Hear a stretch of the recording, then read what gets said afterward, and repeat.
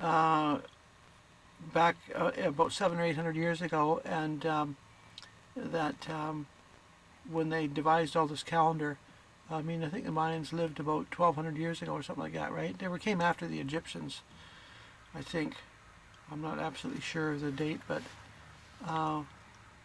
according to Rod Serling, the scientists that were working with him and investigate all this stuff called it Earth Base One.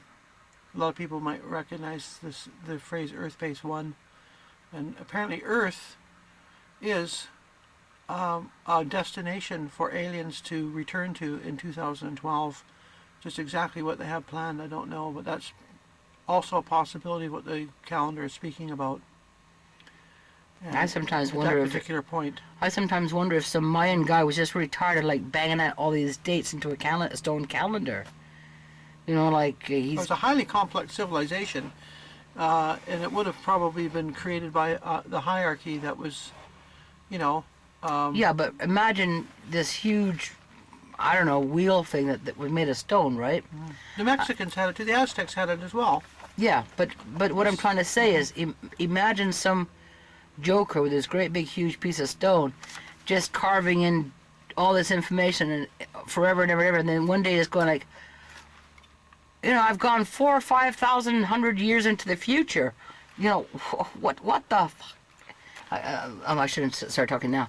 If you don't talk, that gives me a chance to at least clear out the stuff that doesn't work, right? So okay, we'll just pick up with talking about Egypt. Yeah. Go back to the logs. Yeah, don't just scratch. Sorry. Because you just a get into habit. it. I know, It's a but it you can feel it. Okay, sorry. Okay, so we got distracted there by somebody came up to the door. So Marlena was talking about your theory that you think that doesn't make any sense. It's the pyramids, because that's a lot of bloody big stone, and they say that they couldn't have been moved the way that everybody theorized in the old, you know, Ten Commandments. And there's Charlton Heston and George C. Robinson and all those poor Hebrew guys up pulling the big rocks, and couldn't have happened that way, people. The trees would have been crushed. Yeah. My thoughts are a little bit different, because I can't understand, like, if an alien culture came here and they had the ability to fly here or transport themselves somehow through a time shift or a time warp or whatever, and didn't actually come in a vessel of some type, whatever.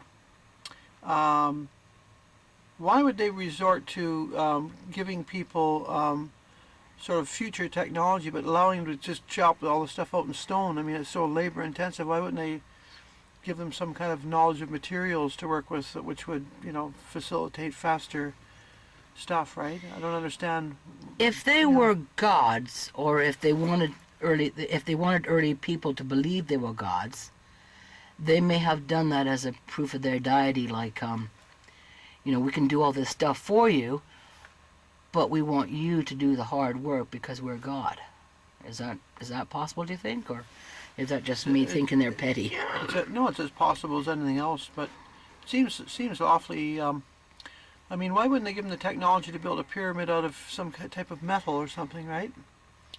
Why did it have to be so much labor and so much slavery and so much drudgery to move these huge stones, unless they were levitated, which is also another theory. But even then, if the stones, you can see they're all hand cut, right? They haven't been, they don't have, they're perfectly cut square, but I mean, they're all done by hand. I don't know.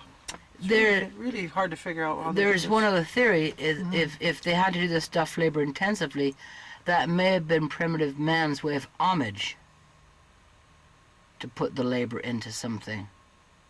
Oh, that's, you know, that's if interesting. you were going to build something for your friend, you know, a carving or something, and there was a machine available that could put your thing in and put 50 cents in there and it would come out whatever you wanted it to be, you would probably want to do the work yourself and carve it yourself. It's a good point. So that might be an homage thing, but good. Good point. The thing is, I was sort of, as we always do, getting a little off track here, is, and Marlena's got a good point, and it does sort of tie into the Mayan calendar. If indeed something's going to happen on the 21st, who told the Mayans this? Do we think it's just, space people? Or maybe as simple as somebody got tired of carving out a big stone calendar?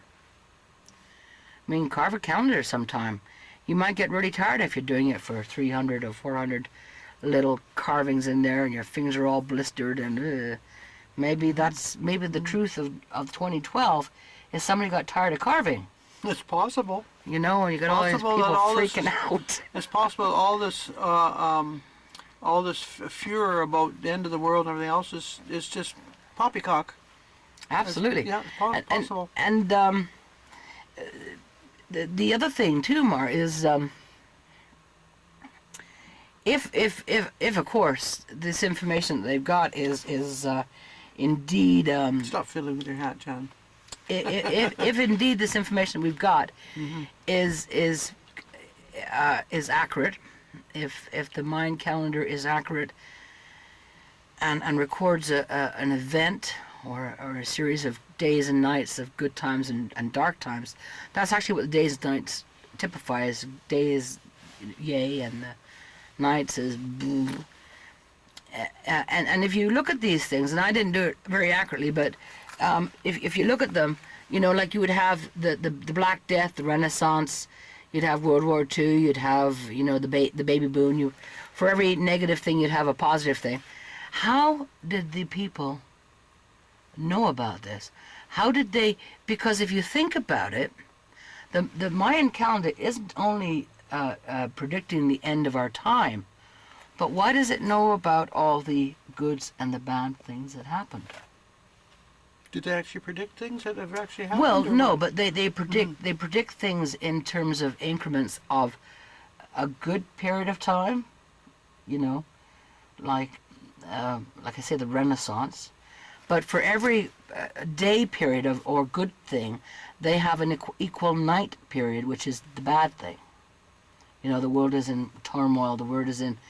Is that just because we go through cycles, anyways? But if we do go through cycles, this isn't going to measure them, because these cycles go from 10,000 years to maybe 50 years or 100 years. The cycles are not cyclic, cycler, or whatever you want to call it, cyclic. Cyclical. Yeah, they're not, because the time, maybe 10,000 years on a day, 10,000 years on a night, maybe 5,000 years on a day, 5 on a night, blah, blah, blah, blah, blah, all the way up till this point here where they think we are. And it could be maybe 50 days. 50 years means 1 day, and 50 days equals 1 night period. Remember, these are periods of time that are quite big, not just like a day. Day is just the word. It means, though, a period of light and a period of dark, and it can be hundreds of years. But, Marlena, my point is this. How did they know that for each day period there would be a corresponding night period? Well, maybe they didn't. Maybe it's just part of their philosophy. Maybe it's something to do with, like in the Christian religion, there's a second coming of Christ, and Jews have the coming of the Messiah. Maybe these people have the coming of. Maybe. It's Well, just no. But the thing is that on the most this is not an accurate calendar. It's just drawing it out so you can understand it. But on the accurate calendar, Marlena, they actually go to a time frame where you can see that this is maybe 1,200 years after the time of Christ, which is a day period, by the way, into the beginning of a day period, which is a Renaissance. And an equal period of time on the other side of the coin is like the Black Death, the plague. And was any of that actually predicted, though? No. You're missing what I'm saying. They don't, on the Mayan calendar, they don't use the word Renaissance. No, I know that. They don't use the word Black Death. But Day and night they use. Yeah, but what I'm saying is that they accurately predict that there's going to be, the golden age and a not so golden age, a time of war and a time of peace. And they don't just do it like, you know, every 7 years is going to be a time of good thing, every 7 years is going to be a time of bad stuff. They do it for the corresponding length of time that these things actually happened. Oh, I see. So it has been proven to be the right